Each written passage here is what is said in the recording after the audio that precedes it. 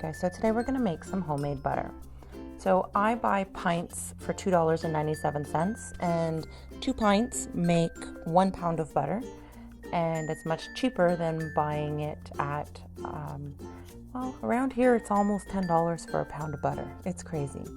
So for $5.96 or whatever the case may be, I get to make my own butter. All right, so when we start this process, you're gonna notice that first of all, when you put your cream into the food processor, it will go through 4 stages. So the first 2 stages we've already seen. So it liquid right off the bat, then it goes into heavy whipping cream, then it goes into this weird curdly stuff, and then it turns into butter. So once it turns into butter, I then turn off the food processor and I start to pour out what is already made in the sink, as you can see here. So I'm pouring out the buttermilk, which is very different than the buttermilk you find in the grocery store. This buttermilk is kind of like a 1% milk, but with a much creamier taste to it. Personally, I love it. So once I pour out some of that buttermilk, I will then respin it for about 30 seconds or so, just to get any excess buttermilk off. And then you'll notice that it's also starting to look a little bit whipped, and it's really good when it's like that. So then I will begin to empty out the container into the cheesecloth. Now you don't have to use cheesecloth. If you don't have cheesecloth, that's fine. You can just use a very fine mesh strainer like I have underneath there. And really what you want to do is you just want to squeeze out as much buttermilk as you possibly can and make sure that all you've got there is just the fat and nothing else.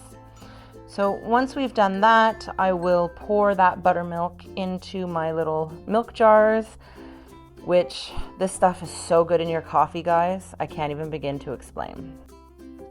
So once we've done that, we're going to rinse out our bucket, container, bowl, whatever, and fill it up with cold water, and then we're going to dunk our butter into the cold water. And we want to do this because, as you're going to see, as I mush around that butter, there's still a lot of excess buttermilk in there that we want to get out. You can see that the water is turning cloudy, and we don't really want that in there. So we're going to smush it around, get any of that excess buttermilk out, and then we are going to squish it up into the cheesecloth once again, just to get that excess butter gone. We don't want, I said excess butter, excess water gone. We don't want the excess water in there either, because that is not good for the butter. So we're going to just get as much of that excess moisture out of there as possible.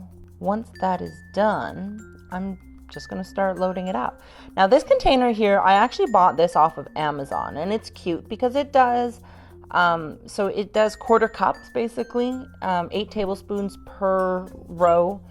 No different than what you buy in the grocery store when you buy like the individual sticks.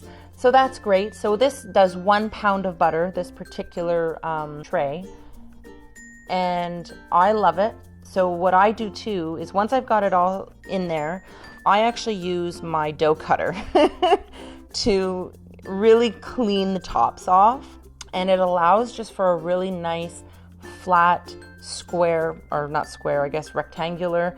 Apparently I don't know my shapes. It just makes for a really rectangular, nice stick of butter. Throw the cap on, put it in the fridge, boom, that's done. Put the cap on my buttermilk, so delicious. And then once it's done, this is what it looks like. This is a stick of homemade butter. And it's amazing, and it tastes great, and you do have to keep it in the fridge. You cannot leave this in the cupboard. Thank you.